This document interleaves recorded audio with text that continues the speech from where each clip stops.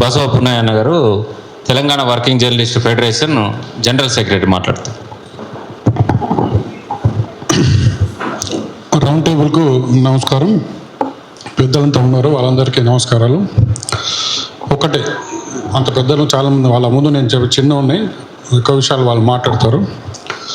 అయితే సర్క్యులర్కు వ్యతిరేకంగా వెంటనే ఈ రౌండ్ టేబుల్లో మనం తీర్మానం చేయాల్సిన అవసరం ఉంది. ఇప్పటికీ ఆ చర్చ వచ్చి ఉంటుంది.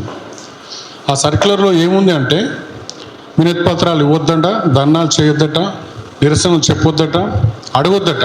అంటే వాళ్ళు చెప్పిన సర్క్యులర్ అంటే వాళ్ళు ఏం చేస్తే దానికి చప్పట్లు కొట్టుకుంటూ పోవాలన్నమాట. అంటే మనం ప్రశ్నించొద్దు, టోటల్గా మనం ప్రశ్నించొద్దు, వాళ్ళు చెప్పింది చేసుకుంటూ మనం వెళ్ళాలి.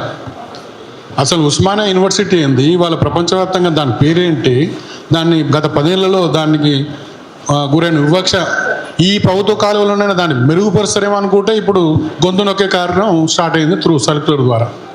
అంత అన్యాయం అంటే మీకు తెలుసు, విద్యార్థులతో పెట్టుకుంటే పరిస్థితులు ఎట్లా ఉంటాయో.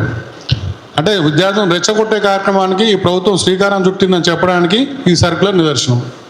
దీన్ని తెలంగాణ వర్కింగ్ జర్నలిస్ట్ ఫెడరేషన్ రాష్ట్ర కమిటీ ఖండిస్తోంది. పూర్వ విద్యార్థులు కానీ, ఓయూ విద్యార్థి సంఘాలు కానీ ఏ కార్యక్రమం చేపట్టినా వాళ్లకు సహకరించడానికి మా ఫెడరేషన్ ముందుంటుంది. అది ఒక మిత్రులారా, ఈ సందర్భంగా ఒక విషయం చేసి ముగిస్తాను. ప్రజాస్వామ్య గొంతుక అని మన ఈ ప్రభుత్వం ప్రమాణ స్వీకారం రోజే ఒక పెద్ద కార్యక్రమాన్ని స్వీకారం చుట్టింది.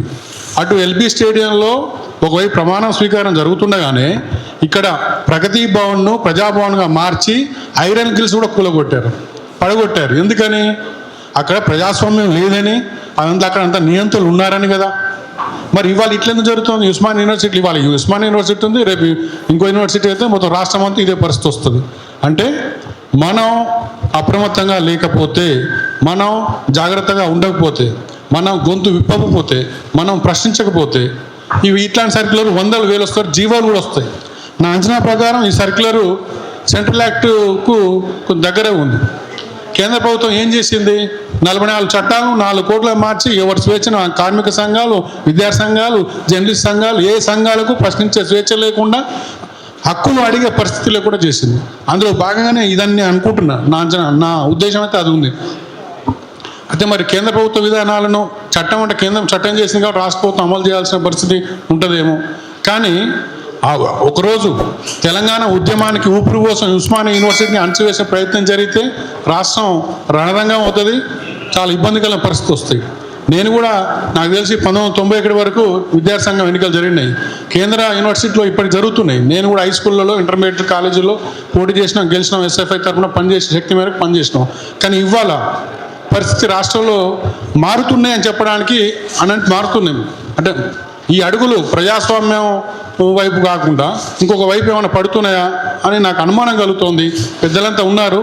నా సూచన ఏంటంటే, ఇక్కడ ఓన్లీ రౌండ్ టేబుల్ నిర్వహించడం, లేకపోతే ఆ సర్క్యులర్ వ్యతిరేకంగా ఓ తీర్మానం చేయడం ఇవన్నీ కాదు. మనం పెద్దలంతా ఉన్నారు కాబట్టి నేరుగా సీఎంని కలవాలి, లేదు డిప్యూటీ సీఎం కలవాలి. మనం ఈ రౌండ్ టేబుల్ నుంచి ఒక ప్రొటెస్ట్ పోవాలి, ప్రభుత్వానికి ఒక ప్రొటెస్ట్ పోవాలి. అది వినతి పత్రంలో పోగలుగుతుందా, పర్సనల్ కలిసి చెప్తామా? పెద్దలు హరగోపాల్ గారు ఉన్నారు, పెద్దలు సార్ ఉన్నారు, ఇంతకుముందు అల్లమనారాయణ గారు ఉన్నారు, శ్రీనివాస్ గారు ఉన్నారు, మేడం కూడా ఇంతకుముందు ఉండే. మనంతా కలిసి మీరు కలవండి, ప్రభుత్వాన్ని కలవండి. మనం చెప్పకపోతే, ఈ విషయాన్ని ప్రభుత్వం దృష్టికి తీసుకపోతే ఇట్లాంటి సర్కిల్ మరిన్ని వచ్చే అవకాశం ఉంటుంది. దీన్ని మనం సమన్వయం చేసుకోండి, అన్ని సంఘాలతోని, విద్యార్థి సంఘాలతోని అంతా సమన్వయం చేసుకొని ముందు పోతే ఖచ్చితంగా రిజల్ట్ ఉంటుందని నేను భావిస్తున్నా. ఈ అవకాశం నాకు ఇచ్చినందుకు ధన్యవాదాలు.